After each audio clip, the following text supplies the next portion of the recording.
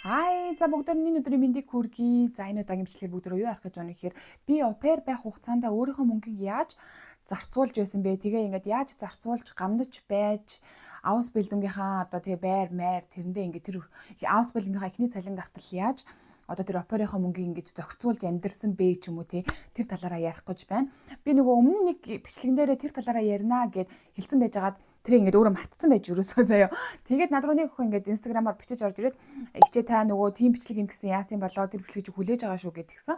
Тэгээ би нэрээ тийш тэгээд би яг нөгөө опер байх тэр үедээ ийм нөгөө Excel дээр нэг ийм табел хөтэлдэг байсан аахгүй юу.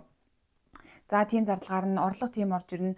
Тэмцээний цэд үлдэж гин тэгээд тэгэхээр би 7 хоногт хэдэн төгрөг хэдэн евро зарцуулж болох нь гэдэг ч юм уу тэрийг ингээд Excel дээр хөтлөө явдаг гэсэн аахгүй юу. Тэгээ тэр Excel-ээ олоод тийм ингээд нээсэн сууж байна. За тэгээ тэрнээс өмнө эхлээд намайг танихгүй мэдэхгүй хүмүүс байвал би гэж юу хин юм бэ? Яг хизээ Германд ирсэн юм бэ? Одоо яг юу хийж байгаа юм бэ гэдгээ дахиад нэг тайлбарлаад явчих. Тэгээд бас Германд ирэх хүртэл гарсан зарлаа дахиад ингээд нэг яриа явчих тийм үү гэж бодож байна.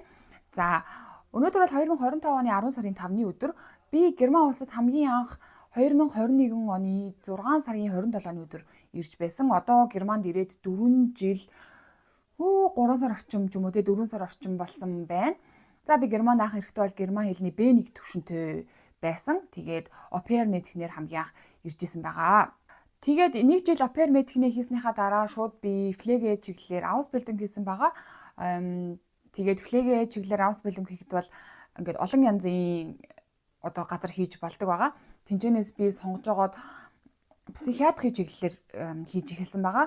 Одоо психиатри гэдэг нь сэтгэл мэдрэлийн эмнэлэг гэж явдаг. Гэхдээ яг монголоор яг юу гэж гоё орчуулахыг мэдэхгүй байна. Психиатри тийм эмнэлэгт бол одоо флега буюу кангеншвеста сувилагч мэрэгчлэр 3 жилийн аус бэлэнгээ хийж төгсөө тэгээд 8 сараас сая энэ 8 сард одоо аус бэлэнгээ хийж дууссан байгаа. Тэгээд одоо сувилагч мэрэгчлэрээ ажиллаад явж байгаа ийм хүн байна. За ингээ Германд ирээ 4 жил 4 сар болсон байна шүү дээ тий. Энэ хугацаанд бол миний хэллийн мэдлэг бол үнэхээр гайгүй сайн үнэхээр дэжгүй болсон. Тийм байна. Анх ирэхэд бол угаасаа бүр үнэхээр амар хэцүү гэдгийгсэн цаа би бүр бааны буудал олж чадахгүй уйлаад явж ирсэн бол сандаг. Тэгээд анх ирэхдээ бол би чинь тийм амар их мөнгөтэй ч бас байгаагүй. Нэг 100 болоо 150 евротой ирж ирсэн л сандгийн тэгээ ингээд Монголд ингээд өртөө ширтээ тэгж жагаад ирж ирсэн байгаа. За манай опер хийсэн айл болвол 4 хүүхэдтэй айл байсан. Тэгээд аав ээж хоёр нь болохоор хоёулаа эмч. Манай айлын хүүхдүүд намайг ирэхэд болохоор хамгийн бага нь 1 хагастай байсан. Тэгээ 3-тай, тэгээд 5-тай, тэгээд 7-тай хүүхдүүд байсан байхгүй юу? Тэгээ хамгийн их 4 хүүхдтэй айлстай айгу чангал санагддаг гэсэн ихэндээ.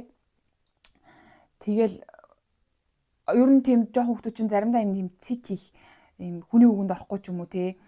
Тиймэрхүү амар хэцүү санагддаг гэсэн тэл би ихэндээ яана одоо яаж нэг жилийг барна гэж боддог байж байгаа. Сүүл рүүгээ нэг 6 сар мар ч юм уу 5 сар мар болоод эхэлсэн чинь хүүхдүүдээ ингээд амар дасаж эхлээд тэг ингээд нэг хүүхдэн ч юм ингээд байхгүй ч юм уу хоёр хүүхдэн ч юм ингээд байхгүй өөр мөр тийшээ газар руу явцсан байхад хоёр хүүхдэн байхаар ингээд амар тийм уйтгартай санагдаад эхэлсэн. За нөгөө хоёроо санаж манаа ч юм уу бүр ингээд тийм шуугинтай байсараа дассан ч юм уу тэгж санагддаг болчихсон. Тэгээ би одоо тэр айлтайгаа одоо ч гэсэн айгүй сайхан холбоотой байдаг. Тэгээд даанч миний цаг л гарахгүй байгаа юм л да.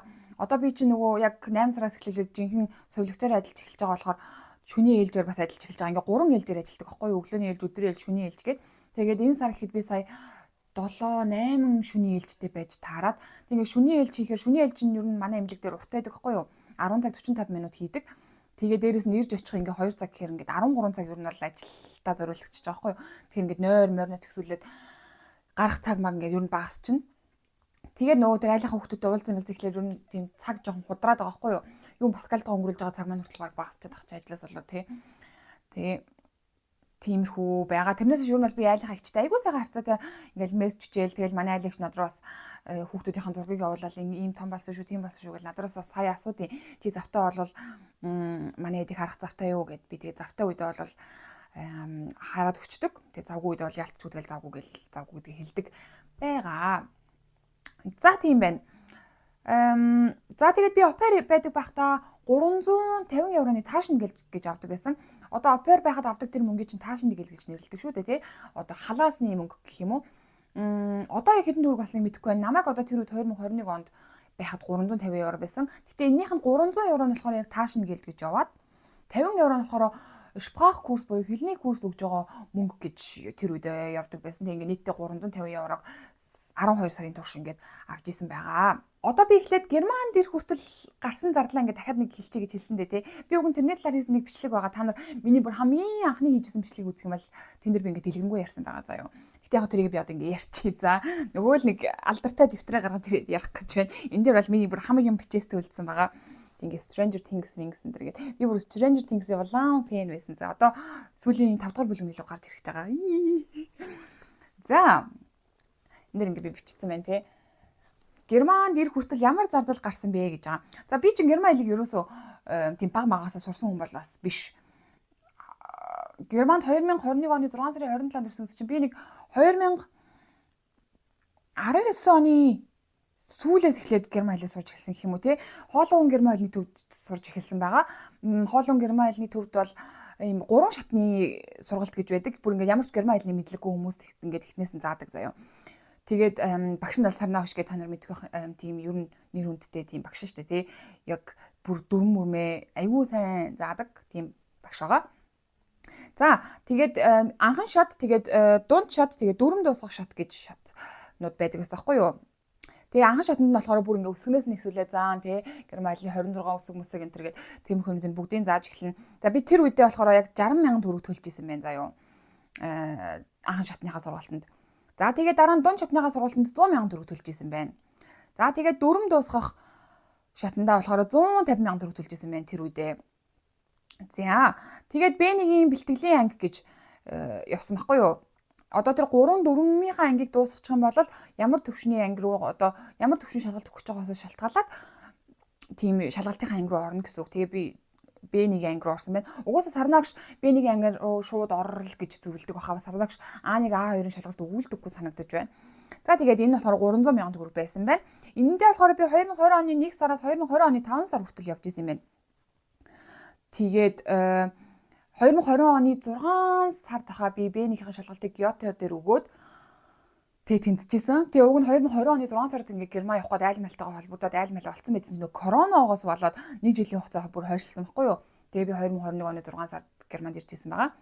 За тэгээд ингээд Герман хэлний бүх сургалтандаа тий нийтдээ 610,000 төгрөг төлж исэн байна. Тэр үед 4 жилийн өмнө гэсэн үг. 5 жилийн өмнө гэсэн үг. Одоо хэд болсныг бол би тааж мэдэхгүй байна. За тэгээ Кётогийн шалгалт Б1-ийн шалгалт өгөхөд нөгөө шалгалтын хураамж гэж өгдөг. Тэрэнд нь болохоор Б1-д нь 170,000 төгрөг өгч ирсэн байна тэр үед бас. За тэгээд опероор явхад өөрөө бас ингээ айлаа болж болно шүү дээ тий. Би болохоор яг тэрэн дээр ингээ итгэлгүй байсан хгүй юу. Хэдээр би ингээ Б1-тэй ч гэсэндээ ингээ айлаа өөрөө олоод харьцаж марснууд чинь амар их асуудал шүү дээ. Тийм болохоор газраар зуучлуулъя гэж шийдээд тэгээд зуучлуулсан байхгүй юу. Тэгээд зуучлж байгаа газартаа болохоор би 750,000 төгрөг өгч ирсэн байгаа. Тэр үед болохоор би ямар нэртэй газар үлээ? Золгоо нөгөөх нэрийг мартсан.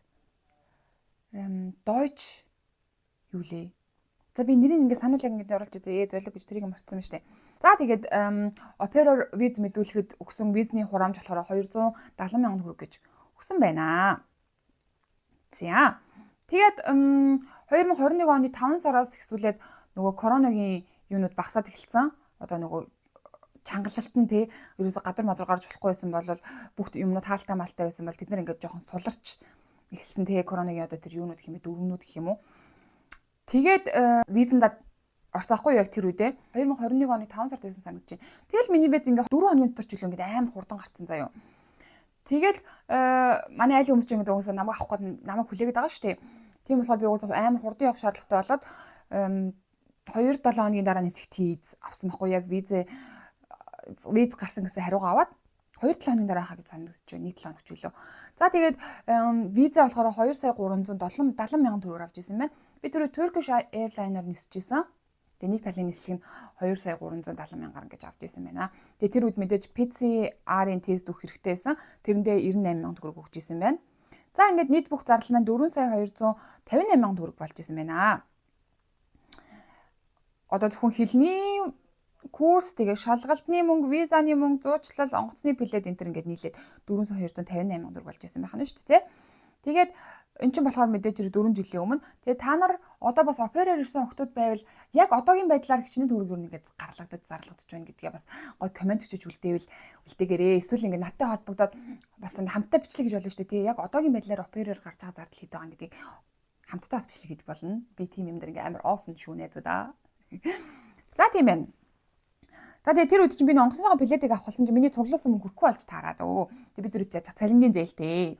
Тэгээ цуглуулсан мөнгөнд хүрхгүй болж таалаад ардаас 600 мянган төгрөгийн зээл авч исэн байна. Тэгээ лендээс 350 мянган төгрөгийн зээл авч исэн байна. Тэгээ энэ лендийнхаа зээлийг 7 сарын 24-нд төлөө дуусгасан юм шиг байна. Энийг хардаа. Хайж гэнэ үү? Ленд зээл 7 сарын 24-нд төлөв гэнэ. За ингээд ийм зардал гарч исэн байх нэ. За одоо опер байх хугацаанд би зардлаа яаж хэрхэн төлөвлөж байсныг одоо бүгдөө харцгаа. Тэгээ би энийг харсан чинь сая хөтөлжсэн тэмдэглэлээ харсан чинь 1 сарын 29-ний өдрөөс эхэлж яг эхэлсэн байхгүй юу? Яг зардлаа за одоо хуваарлж эхлэе гэж бодсон юм шиг байна. Би одоо яг тэр үе ингээ бодохоор за эхлээд ирчээд нэг 6 сарын хугацаанд за сайхантай герман морьнд танилцаад ингээ мөнгө төгрөг өрөөл явж исэн юм шиг байна. Тэгээ бас угаасаа хэлний курс явж исэн. B2-ийн хэлний курст B1 ч үлээ B2 ч үлээ тэрэнд явж байхад нэг 350 евро орчим төлж исэн санагдаж байна. Тэгээл ойр зүрийн хэрэгтэй юмнууд айлынхантайгаа хамт нөгөө Грекленд, Грек рүү аялалд явах болоод тэрэнд чинь бас ингээд мөнгө хэрэгтэй болж болно тий. Тэгээ яаж салгалж явж байгаад богоонд нөгөө тэр үед чинь тикет 2000 гэж одоо манай энервид явахад Дортмундд нэг юм харьяалтай тикет байдаг гэсэн байхгүй юу. Тэрүүгээр Сост руу явж болдог гэд надад нэг хүн хэлсэн. Тэгээ тэрүүгээр нэгээ явцсан чинь яг тэр бүсэд нь тэр тикет ингээд харьяалагдахгүй болж тараа тэгээ 60 еврогоор бас торгуулаа. За ёо. Тэр би яг хөтлөө уйлжсэн. За мөнгө яаж дээрээс нь 60 евроор торгуулчлаа гэд. Тэгээд дээрээс нь одоо тэр Монголоос аваад ирсэн байсан ардынхаа зээл энэ тэрийг дарах хэрэгтэй тий. Тэгээ лендийнхаа зээлийг дарах хэрэгтэй. Тэгээ дээрээс нь цалингийн зээлтэй. Цалингийн зээлийг төлөөч гэд манай ажил руу залгаад байна, гэрлүү залгаад байна гэд амар стресс хийсэн юм чинь. Тэгээ би цалингийнхаа зээлийг төгж байгаа дараа нь л төлсөн л дөө. Тийм байсаахгүй. Тэгж байгаа л би ингээл 2022 оны 1 сарын 29-ноос эхэлж ингээд төлөвлөж эхэлсэн юм шиг байгаа заяа. За энэ дээр би яаж төлөвлөсөн байна гэхээр миний оперч яг 2022 оны 6 сар хүртэл үргэлжлэн тий. Тэр болтол би яг хичнээн төгрөг олох юм гэдгийг энэ дээр ингээд бичсэн байгаа. Би яг энэ скриншотыг хажуу талд ингээд оруулж изээ. Тэгэх юм бол та нарт арай ойлгомжтой байж магадгүй байна. За ингээд орлого гэдэг нэг юм хүснэгтэй байгаа. Тэгээд яг зарлага гэдэг нэг хүснэгтэй байгаа. За олох орлого дээр болохоор ингээд сарууд авчихсан байхгүй юу? 2 сар, 3 сар, 4 сар, 5 сар, 6 сар гэд. Энэ 6 сард би 2-оос 5 сар хүртэл 350 евроны таашин гэлд авна. Тэгээд 6 сард болохоор 300 евроны таашин гэлд авна гэж бичсэн байгаа байхгүй юу? Яг 50 евро бага байсан мэдгүй. За тэгэнгүүтээ эднэрийн нийлбэр нь болохоор 1700 евро болж байгаа байхгүй юу? Тэгээд одоо байгаа гэж бичсэн байгаа. Тэр нь болохоор одоо тэр үед дансанд байсан мөнгө нь 150 евро гэж байгаа. Тэр би 2022 оны 1 сарын 29-нд тэр дансандаа 150 евротой байсан байх нь шүү. Ингээд нийтдээ 1850 евро яг 2022 оны 6 сарын байдлаар надад ингээд орлогын хэмжээ маань юу нэм байх байжээ. За энэ чанаас гарах зардал маань юу вэ гэхээр курс гэж байгаа. Тэгээ 73 евро гэж байгаа хгүй. Энэ болохоор би нөө C1-ийн ярианы курсэнд явж исэн тэр баха да баг гэж бодож байна. За курс нь 73 евро төлөх нэ. Тэгээ би ер нь ингээд яг гроп те барагцаагаар гарах зардлуудаа л ингээд бичсэн байгаа шүү дээ. Энэ өндөр чинь бас гарах өөр зардлууд байгаа шүү дээ. Тэнгүүтээ визум мэдүүлгэнд болохоор би 100 евро төлөх юм байна гэд тэрийг бичсэн байхгүй. Одоо оперын виз дуусаад Ausbildung виза авахд бас төлбөр төлж таарна те. Тэр нь болохоор ингээд 100 евро байсан байна. За тэгээ би ингээд вигэд амьдрах юм бол угаасаа тэр үед би вигэд амьдрах гэдэг ингээд мэдчихсэн байхгүй юу. Угаасаа ганцаараа би ягаад ч Ausbildung-ын цалингаар ганц байранд амьдарч чадахгүй, лайсен болж чадахгүй те. Энийг үг сураад авчаарай гэж sich leisten können гэж үг байгаа. Энэ болохоор одоо өөртөө ингээд авч чадах тийм юм хэлж байгаа байхгүй. Одоо тэгэхээр ich kann mir das nicht leisten гэж хэлэх юм бол би одоо энийг төлж чадахгүй ч юм уу тийм төлбөрийн чадваргүй ч юм уу боломжгүй тийм боломжгүй гэх юм ийм үг байгаа. За тэгээ би яг тэр үед ингээд өөртөө яг ганц байр лайсен болж чадахгүй гэдэг юм мэдсэн байгаа байхгүй. Тийм болохоор би вегэд амьдрна гэж яг тэр үедээ шийдсэн байсан. Тэгээ ойролцоогоор 300 евро тэр байранд өгнө гэдэг ингээд ер нь судлаад харж үзсэн юм шиг байгаа бичсэн байна. За тэнгуүдээ каучионд нь болохоор 400 евро өгнө гэд бас бичсэн байна. Ер нь ойролцоогоор тийм юм тэмхүү вегэд байдаг гэдгийг бас ингээд судалсан юм шиг байгаа. За тэнгуүдээ телефон нуума гэж байгаа. 70 евро. Яг нөгөө опер байх үед болохоор миний одоо утасны дугаар нь шүү дээ тий. Тэрний төлбөрийг айлаас маань төлдөг байсан байхгүй юу? Утасны дугаарны төлбөр тэгээд Deutsche Bahn-ы тикетний төлбөрийг айлаас төлдөг байсан. Өөр юу төлдөг байлаа. Тэгээ Wi-Fi бол угаасаа цаанаасаа. Тэгээ хоол ундыг бас тэнцэнэ айлынхантай хамт идчихдэг байсан. Тийм байна. За тэгээд опер ирээд дууссан бол надад мэдээч хэрэг би одоо өөрөө төлбөрөөр төлөх шаардлагатай болж байгаа шүү дээ. Тэн дээр 70 евро гэвчихсэн маа. Тэнгүүдээс судлах гэвчихсэн байгаа байхгүй юу? Тэгэхээр ингээд хэлбэлзэж болохоор байгааз. Гэхдээ би энэ үед бол 70 евро гэж амар өндөр тооцсон байна. Тийм байна. За тэнгүүдээ Мюнхен гингүүдээ 250 евро гэсэн байна. Би нөгөө сургалтынхаа нэг охинтой амар санаадалтай байсан байхгүй юу? Фития гэдэг охин байдаг гэсэн. Тэр охинтой хамт 3 сард илүү 4 сард Мюнхен явна гэж төлөвлөсөн байхгүй юу? Тэгээд тэрэндээ болохоор 250 евро төлөвлөсөн байна. Бид хоёр 4 хонсон баха Мюнхен баг. За тэгээд цагаан сар яг дараа сард нь болох гэсэн болохоор 30 евро гэж бичсэн байгаа байхгүй юу? Тэгээд зээлэнд тэгээд 100 евро гэсэн байгаа. Нөгөө Монгол руу нөгөө зээл рүүгээ л явуулах гал бас тэрийг ингэ төлөвлөсөн байгаа байхгүй юу? Тэнгүүтээ шимтгэл гээд 30 евро гэдэг нь энэ болохоор нөгөө банкны шимтгэл. Би 25 наснаас дээш болохоор банк нь ингээд 6 евроны чөлөө шимтгэл төлдөг байсан байхгүй юу? Хэрэв 25-аас доош насны бол Sparkasse-д ямар ч тийм шимтгэл төлдөггүй байгаа. Тэгээд тэрээ өөр банктай хан бол бас ерөөс шимтгэл төлөхгүй байж болно. Гэхдээ Sparkasse-ны хувьд давуу тал нь юу вэ гэхээр цалин орох болох юм бол ер нь Sparkasse-ны цалин хамгийн ихэнд ордог заяо. Өөр хүмүүсийнхээ ингээд 1-2 маяг өдрийн дараа орж байгаа юм бол Sparkasse-ных ингээд хамгийн ихэнд ордог. Тэгээ одоо энэ төлбөрийг шимтгэлийн төлбөрийг болиулах талаар ярилцж байгаа гэдгсэн. Энэ одоо хэр болох юм байгаа мэдэхгүй. Одоо надаас болохоор банкны шимтгэл нэг 9 евро авдаг санагдаж байна. Тэгээ банкаас солих гэхээр бас бүүн ажил ядраа гэж бодоод их шиг ингээл байгаалгаа.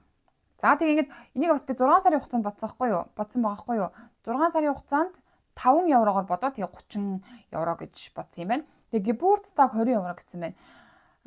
Энэ одоо Лизагийн төрсөн өдөр 1 сарын 30-ны өдөр байсан. Тэгээд Линагийн төрсөн өдөр чинь 4 сард байсан шүү дээ. Тэгээд нэгэнд нь 10 еврогоор юм аавна гэж өгнө гэж бодсон юм шиг байна. Зайлвал 10 еврогоор залил тэр үед юу авах вэ тий? Өөр юм тэл боломжоор л битсэн юм шиг байна. За тэгээд ингээд нийтдээ 6 сарын сүүл хүртэл гарах ингээд төлөвлөсөн зардал маань заяа 1373 евро байх нэ. За тэгээд олох орлого маань болохоор надад байгаа мөнгөтэйгөө нийлээд 1850 евро байгаад байгаа шүү дээ. Тэр надад хэдэн төгрөг үлдэх гээд байна вэ гэхээр 477 евро үлдэх гээд байгаа байхгүй юу? Одоо тэр 6 сарын орлого зарлага асаад үзэхээр тий. Энд чинь юу гэсэн үг гэхээр би сард 95 евро надад ингээд зарцуулах мөнгө үлдэж байна гэсэн үг. Энд бүх төлөвлөсөн мөнгнөөс гадна. Тэгэхээр сард 95 евро юм бол би 7 хоногт 23 евро үрж болох гээд байгаа юм байна. Тэгээд 7 хоногт 23 евро одоо юунд зарцуулах хэрэгтэй тий? Нүүр амны будагны юм байт юм уу? Эсвэл найзуудтайгаа уулзаж нэг пив уух ч байт юм уу тий? Шампунь момпо ч юм уу? Шампунь момпоны өөр авах хэрэгтэй шүү дээ. Тэгээд тиймэрхүү юмд ингээд зарцуулах боломжит хэмжээ маань 23 евро 85 цент байх нэ. Тэгээд энэ дээр бас ингэ бичсэн байгаа байхгүй. Хэрвээ би зээл рүү 100 евро мөнгө явуулахгүй бол надад сард 577 6 сар хүртэл 577 евро үлдээд тэгээ сардаа 115 евро үлдээд тэгээ би 7 хоногт 28 евро зарцуулж болох юм байна гэж байгаа. Гэхдээ би ингээ хамгийн доотлолт нь 7 хоногт ер нь бол ингээ 5 евро зарцуулъя. Тэ 7 хоногт 5 евро гэдэг чинь ингээ амар хөрхэн бага байгаад тий. Тэгээ ер нь л тэгж төлөвлөж исэн байгаа. Тэгээ сардаа 20 евро зарцуулъя. Тэгээд тэр 6 сарын сүүл хүртэл ингээ 100 евро зарцуулъя гэж энэ угаасаа яг ч тийм реалистик биш байгаа зү. За тэнгуүтэ хамгийн доотлолт нь хажуу талд ингээ бичсэн байгаа байхгүй юу? Хамгийн ихтэй 7 хоногт ийм мөнгө өрөх боломжтой гэдэг энэ 23.85-ын хажуу талд ингээ бичсэн байгаа. Гэхдээ боломжтой гэд зоргоор нүрээд байж болохгүй. Гамнаж хадгалах хэрэгтэй ингэж Ausbildung олчхол амьдрал сайхан жигдэрх юмдаа байгаа хаа гэж найдаж байна. Тэр болтол сэтгэлийн хүчтэй тэнхээтэй байгаарэ. Уг хамины амжилт 2022 оны 1 сарын 18 21 цаг 20 минут гэж бичсэн байна. Тэгэхээр би нүд Ausbildung бас олоогүй байсан байна. Тэгэхээр гарах нэмэлт зардлаа тооцоог байсан биз дээ. Нөгөө орчуулгын төлбөр гэж гарсан нэмэлтээр нөгөө өөрийнхөө бичиг баримтааш 10 жил төгссөн, их сургууль төгссөн бичиг баримт энэ орчуулахад бас 80 евро төлж ийсэн санагдаж байна. Тэгээд нөгөө Кёлн руу Анеркен болуулахаар явуулсан. Тэрэнд бол зардал гараагүй л дээ. Гэхдээ тиймэрхүү бас болсон. За. Тийм ер нь бол ингэж л мөнгөө төлөвлөж исэн байна да найзуудаа. За тэгээ би ер нь хамгийн доошоо нэг яваад байгаа. Хамгийн доотлолт нь юу гэж байна. За тэнгууд энд бас нэг өөр нэг шийд ороод ирлээ хараад байгаа юм. Нэг юм авсан л юм шиг байна би заяа. Энд дэр ингэж чинь Клайдонг 20 евро, хувцас 20 евро. Тэнгүүтээ Shadow харандаа гинэ. Одоо нүүрний бодгонол юм авсан юм шиг 6 евро гэж чинь. Минцэ гэдэг нэг амны га 2 евроор авсан гэж чинь. Штумфоза 10 евроор авсан гэж чинь. Шпүлөн гэдэг одоо нүүр угаадаг хөөс юм шиг байна штэ. 3 евроор авсан байна. Тэнгүүтээ powder 5 евроор авсан байна. Тэнгүүтээ гайны гүнс мэлх 4 евроор авсан байна. Тэгээ эднэр ингээд нийлээ 50 евро болчих. Тэг ингээл ийм жоох юм авах 50 евро ингээд гарчиж байгааз. A few moments later. За тэнгүүтээ энэ 2022 оны 5 сарын 17-ны өдөр ингээд дахиад нэг өөр зардлууд орж ирсэн байгаа байхгүй юу? Энэ дээр нь юу байна гэхээр Belegung bei Gesundheitsamt гэж байгаа байхгүй юу? Энэ нөгөө Ausbildung-аар Pflegeгээр Ausbildung хийхэд нэг юм сургалчиг юм авах хэрэгтэй гэдэг чиглэлүүд нэг Gesundheit нэг одоо эрүүл мэндийн чиглэлээр тэг хигиенэ ариун цэвэр чиглэлээр нэг ийм жижигхэн сургалт шиг юм авах хэрэгтэй. Тэгээд тэрнээс ингээд бичиг авд юм байлээ. Тийм бичиг хэрэгтэй гэж хэлжсэн. Тэгээд тэрийг ингээ 25 евроор хийжсэн байгаа байхгүй юу? Тэгээд Мазан гэж байгаа улаан бурхны вакцин заавал хийлсэн байх ёстой гэж Ausbildung хийхэд тэгээд яаж бид нар чинь нөгөө нэг юм Impfausweis гэж байхгүй шүү дээ. Одоо вакцины одоо бичиг баримт гэж биднэрт байхгүй те ямар вакцин тэдний насанд хийгдсэн гэж байхгүй германчууд чинь тийм юмтай. Тэнгүүд тэд нар чинь ингээ бэлдэхгүй шүү дээ би одоо улаан бурхны хэсэг вакцинтай юм уу үгүй юм уу гэдгийг. Тэгээ би тэрийг ингээ шалгуулах болоод цусны шинжилгээх болсон чинь нөгөө оперийн даатгал чинь зөвхөн яаралтай оперийн эрүүл мэндийн даатгал чинь зөвхөн яаралтай үеийн одоо тэр юг төлдөг эмнэлгийн гарсан зардлыг төлдөг. Тэгээ цусны шинжилгээ тусаа шинжилгэх бол тийм яаралтай юм биш шүү дээ. Тийм болохоор тэр нь би өөрөө төлөх шаардлагатай болоод тэгээ цусны шинжилгээ өгөөд өгсөн чинь надад улаан бурхны вакцин бол байсан. Тэгээ тийм бичиг тэр эмнэлгээс аваад тэгээд тэр маань болохоор ингээд 40 евро болж исэн байгаа хгүй юу. Тэгээ та нар ер нь тиймэрхүү юм ингээд Монголоос бичиг аваад ирвэл бас зүгээр юм болов уу? Нилийн харангуул явчлаа шүү тий. Би нэг л асаагаад тах тийм үү? За энэ шар гэрлэх асаагаал суучих да. За одоо та нарт тийм шүү дээ. Би 2022 оны 6 сарын 7-ны байдлаар нөгөө зарлалууд маань ингээ яаж өөрчлөгдсөн тий. Юу төлөгдөөд яг юу үлдсэн бэ гэдгийг ингээ харъя заяа.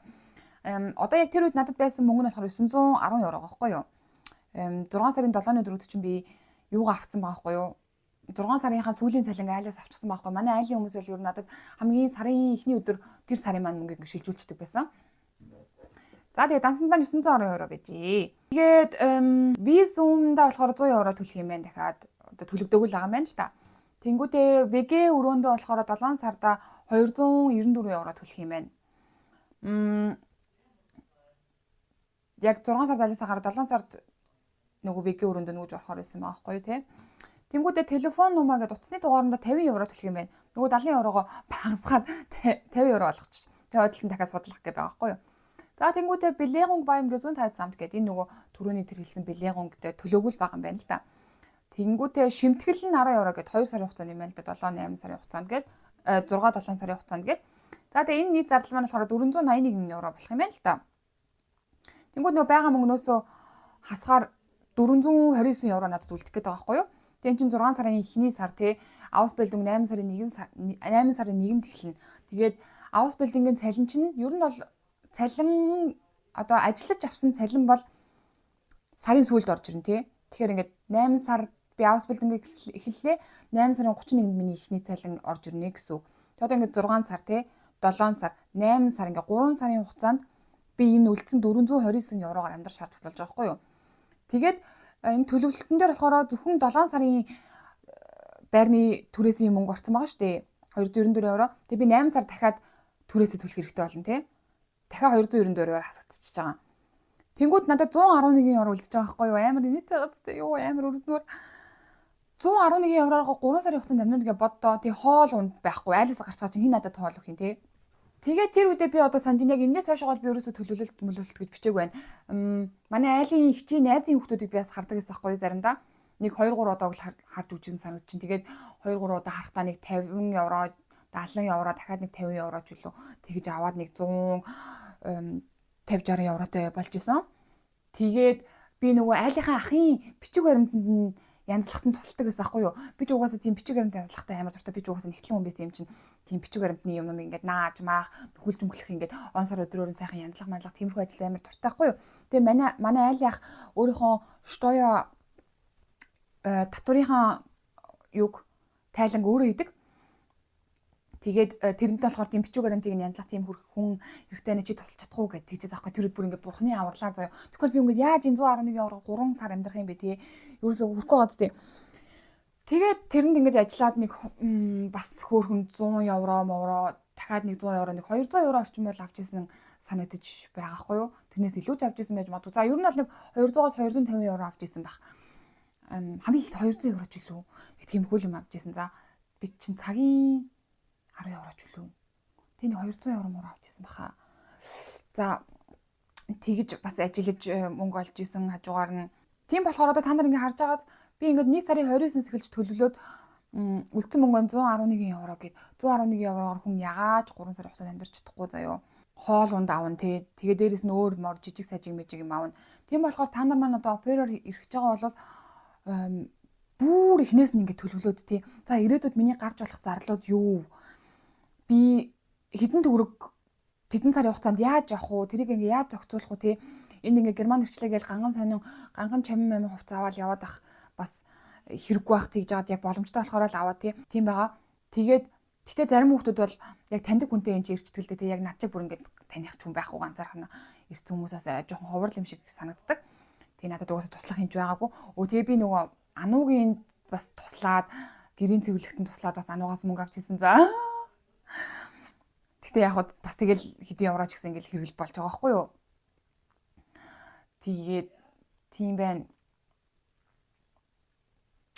Тийм болохоор одоо ингээд та нартай хэлье. Эртнээс ингээд төлөвлөөд ямар зардал гарч болох уу, ямар орлого орж ирэх үү, тэгээд надад сарын эцэст ямар мөнгө үлдэх үү гэдгийг ингээд сайн төлөвлөчих юм бол та нар бас болно хаа гэж бодож байна. Тэгээд хажуугаар нь цагийн ажил хийх боломжтой бол тийм нэг айлынхаа хүмүүстэй ярилцаад бас цагийн ажил хийж болно шүү дээ. Эсвэл айлынхаа хүмүүсээс суугаад та нарт ингээд өөр тэг надад хийх боломж нэмэлтээр хийх ажил байна уу? Тэг ингээд мөнгө авах ч юм уу те тийм хүн байвал бас болох байх гэж бодож байна. За тэгээд энэ бичлэг маань та нарт хэрэг болсон бах гэж найдаж байна. Би ингээд ерөөс нөгөө бэлдэг болохоор жоохон замбраагүй ярьчгүй яав гэж бодож байна. Гэтэ яг вэ.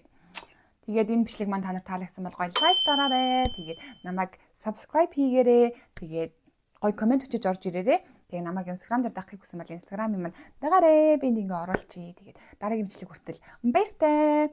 Тийм. Тэгээд өөр бичлэгний санаа байх юм бол та нар бас гоё дуртай бичиж орж ирээрэй заяа. Тэгээд гоё бичлэгний шинэ нэр бичлэг оруулахад хэрэг болж магадгүй байх. Окей. Bye bye.